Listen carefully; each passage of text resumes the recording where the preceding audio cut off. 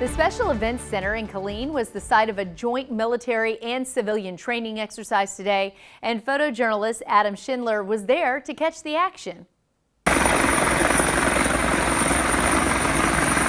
Down here conducting what we call sustainment exercises, working in support of state and civilian authorities.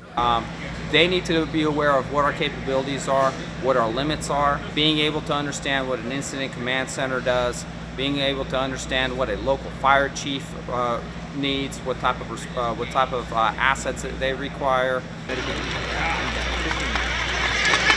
In our case, we're very experienced at what we do. I've been a pilot for 18 years, so I would say getting the most experienced and qualified people in the right job is a very important thing, especially when it comes to something as important as this mission.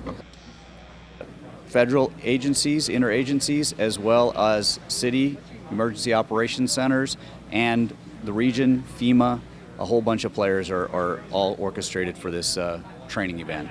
Communicating with each other, forming those bonds and relationships prior to any major event or catastrophe that may happen. The reason why we do this is so if something bad happens, we're prepared to be able to respond rapidly.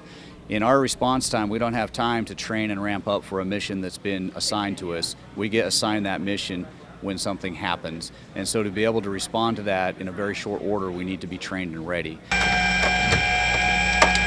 Nobody wants a power plant to blow up and a plume to be blowing over their city, right? So if something terrible were to happen, it's nice to know that there are teams around the country trained to deal with these kind of things. We already know what to do, we know what steps to take, and that's a comforting thought if something as terrible as a power plant were to blow up. The Joint Task Force Civilian Support Team was conducting a sudden response exercise aimed at nuclear response readiness. Today's simulations was what is if a nuclear device was detonated. President Trump unveiled his long-awaited Middle East peace plan today, calling